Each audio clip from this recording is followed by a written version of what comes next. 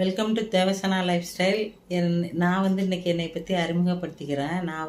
நான் வந்து ஒரு ஸ்டாஃப் நர்ஸு, தமிழில் செவிலியர்ன்பாங்க.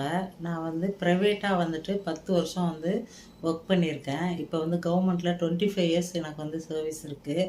இப்போயும் நான் ஒர்க் பண்ணிட்டு தான் இருக்கிறேன். இன்றைக்கி வந்து என்னோடய அனுபவத்திலேருந்து சில பகிர்வுகளை வந்து கர்ப்பிணி தாய்மார்களுக்கு வந்து கொடுக்கலான் இருக்கேன். ஏன்னா நான் வந்து கர்ப்பிணி பெண்கள் பகுதி புறநோயாளிகள் பகுதியில் தான் இப்போ நான் ஒர்க் பண்ணுறேன். அங்கே வர்ற பேஷண்ட்ஸ் வந்து முக்கால்வாசி பேர் 50% வந்து அனீமியா, அதாவது ரத்த சோகையால் வர்றாங்க. அவங்கெல்லாம் வந்து ரத்த சோகையில் வந்துட்டு பிளட் டிரான்ஸ்ஃபியூஷனுக்கு அயன் சுக்ரோஸ் இன்ஜெக்ஷன் போட்டுக்கிட்டு இந்த மாதிரி அவங்க வரும்போது ரொம்ப மனசு கஷ்டமாக இருக்குது. அவங்க வந்து சொல்கிறாங்க, இந்த மாதிரி எங்களுக்கு எதனால் இப்படி வருது, நாங்கள் என்னெல்லாம் சாப்பிட்லாம், நீங்கள் கொஞ்சம் சொல்லுங்கக்கான்னு சொல்கிறாங்க. தினமே நாங்கள் கவுன்சிலர் எல்லாருமே அவங்களோட உணவு பழக்க வழக்கம் எல்லாமே சொல்லிட்டு தான் இருக்கோம். ஆனாலும் தெரியறதில்ல. அதனால் இது ஒரு விழிப்புணர்வு வீடியோவாக நான் இன்றைக்கி வந்து வீடியோ பதிவு பண்ணுறேன். இன்றைக்கி வந்து நான் அனிமியா பற்றி தான் பேச போகிறேன். ஆனால் வந்துட்டு ரத்த சோகை, அதாவது ப்ரெக்னன்சி பீரியடில் 11 கிராமுக்கு கீழே இருந்ததுன்னா அது அனிமியான்னு சொல்கிறோம். நம்ம இந்தியன் விமன்ஸ்க்கு வந்து 10க்கு 10 11 தான் இருக்கும். ஏன்னா நம்ம வந்து நிறைய ஃபுட் ஐட்டம்ஸ் வந்து ஹெல்த்தியாக, அதாவது வெஜிடபிள்ஸு, ஃப்ரூட்ஸு, இந்த மாதிரி நிறையா வந்து நாமளே கவனிச்சுக்கிறது இல்லை. அந்த அனீமியானா என்ன, அது எத்தனை வகை இருக்குது, எதனாலெல்லாம் அந்த அனீமியா வந்து வருது, அது வந்து கர்ப்பிணி தாய்மார்களை வந்து எப்படியெல்லாம் பாதிக்குது, அதை பற்றி தான் இன்றைக்கி பேச போகிறேன். அதாவது 11 கிராமுக்கு கீழே இருந்ததுன்னா அது அனீமியான்னு சொல்கிறோம். இதில் 3 வகை இருக்குது. அதாவது mild anaemia, moderate anaemia, severe அனீமியான்னு 3 வகையான அனீமியாக்கள் இருக்குது. இந்த சிவியர் அனீமியாலாம் போச்சுன்னா ரொம்ப வந்து கர்ப்பிணி பெண்களை வந்து பாதிக்கும். அதாவது முதல் 3 மாதத்துக்குள்ளேயே வந்துட்டு அவங்க சிவியர் அனீமியாவில் வந்துட்டாங்கன்னா அவங்களுக்கு வந்து அபார்ஷன் ஆகிறது கூட சான்ஸ் இருக்குது. கரு வளர்ச்சியை வந்து பாதிக்கும். இந்த மாதிரி ஏகப்பட்ட பிரச்சனைகளை வந்து அவங்க சந்திப்பாங்க. இந்த அனீமியா வந்து எப்படியெல்லாம் நம்ம அனீமியா இருக்குன்னு கண்டுபிடிக்கலாம். ஒரு கர்ப்பிணி தாய் கர்ப்பிணி ஆனோடனே அவங்க அனீமியா வந்து எதனால் ஆகுறாங்க அப்படின்னா, அவங்களோட அந்த பிளட் வால்யூம், பிளட்டில் இருக்கிற அந்த பிளாஸ்மா வந்து அதிகமாகுது. அப்போ வந்து இயற்கையாகவே என்ன ஆகுதுன்னா, அதில் இருக்கிற ரத்த சிவப்பணுக்கள் வந்து குறையுது. அதனால அவங்க சீக்கிரமாக வந்து அனீமியான்ற ரத்த சோகை நிலைக்கு தள்ளப்படுறாங்க. சிம்டம்ஸ் வந்து அனீமியான்றதுக்கு என்னென்ன சிம்டம்ஸ்லாம் இருக்குதுன்னு இப்போ பார்க்கலாம். இந்த அனீமியாவுக்கு வந்து ரத்த சோகைக்கு வந்து ஒருத்தவங்களுக்கு ரத்த சோகை வந்துருச்சு அப்படின்னா அதை எதை வச்சு நம்ம பார்க்கலாம் அப்படின்னா, அவங்களுக்கு ரொம்ப டயர்டாக இருக்கும். அதாவது கொஞ்சம் தூரம் கூட அவங்களால பேச முடியாது, நடக்க முடியாது.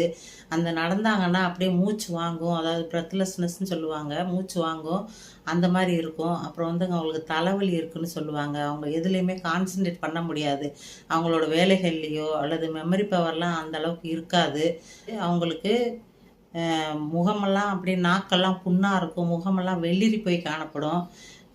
படபடப்பாக இருப்பாங்க. அதாவது பால்பிட்டேஷன் சொல்லுவாங்க, படபடப்பு இருக்கும். இந்த மாதிரி சிம்டம்ஸ் எல்லாம் இருந்ததுன்னா அதுக்கு வந்து ரத்த சோகைன்னு பேர். இது வந்து எதனால் வருது அப்படின்றத நம்ம சொல்லிட்டோம். இப்போ அதனோட சிம்டம்ஸ் சொல்லிட்டோம். தரிக்கிறதுக்கு முன்னாடியே அனீமியா வந்து நம்ம தடுக்க முடியும்.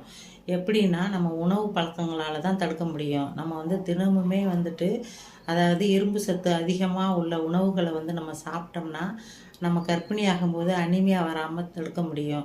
அது என்னென்ன உணவுகள்லாம் இருக்குது அப்படின்னா, கீரை வகைகள்லாம் இருக்குது. முக்கியமாக முருங்கைக்கீரை.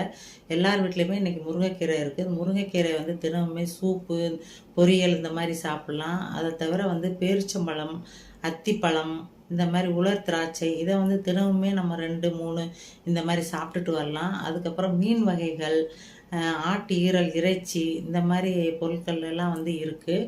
அதுக்கப்புறம் பழங்களில் வந்து மாதுளம்பழத்தில் வந்து இருக்குது. மாதுளம்பழம் வந்து டெய்லியுமே சாப்பிட்லாம். பழங்கள் எல்லா பழங்களுமே ஆரம்ப கட்டத்திலே நம்ம எடுத்துக்கிட்டு வந்தோம்னா இது வந்து கர்ப்பிணி ஆகும்போது அனீமியா வராமல் நம்ம தடுக்க முடியும். அப்படியே கர்ப்பிணி ஆனதுக்கப்புறம் அனீமியா வந்ததுன்னா நம்ம அதுக்கு தகுந்த மாதிரி ஹீமோகுளோபின் செக் பண்ணிவிட்டு நம்ம ட்ரீட்மெண்ட் எடுத்துக்க வேண்டியதுதான்.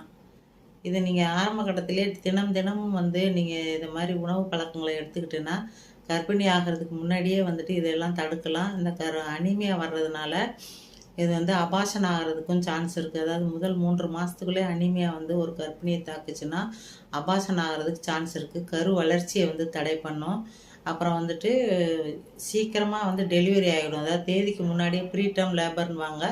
அந்த மாதிரி டெலிவரி ஆகிறதுக்கும் வாய்ப்பு இருக்குது. இதெல்லாம் வந்து தடுக்கணுன்னா நீங்கள் வந்து கர்ப்பிணி ஆகணும்னு பிளான் பண்ணிங்கன்னா அதுக்கு முன்னாடியே தினமுமே இந்த உணவுகளை நீங்கள் எடுத்துகிட்டு வந்தீங்கன்னா இந்த மாதிரி இதிலேருந்து நீங்கள் நோய்கள்லேருந்து விடுபட்டு இந்த மாதிரி பிரச்சனைகள்லேருந்து நீங்கள் தப்பிக்கலாம். பெண்களே இப்போ இருக்கிறவங்களே நாமளே கவனிச்சிக்க மாட்டுறோம். பெண்களே வந்துட்டு தினம் தினம் இந்த உணவு வகைகளை சேர்த்துக்கிட்டு வந்தீங்கன்னா உங்கள் உடம்புக்கும் நல்லது. நீங்கள் நல்லா இருந்தால் தான் உங்கள் குடும்பம் நல்லாயிருக்கும். அதனால் நீங்கள் வந்துட்டு தினம் தினம் அந்த இது அயன் ரிச் ஃபுட்டு வந்து சாப்பிடுங்க. கீரை வகைகள் சாப்பிடுங்க. இந்த வீடியோ உங்களுக்கு பிடிச்சிருந்ததுன்னா லைக் பண்ணுங்கள், கமெண்ட் பண்ணுங்கள், ஷேர் பண்ணுங்கள். நன்றி, வணக்கம்.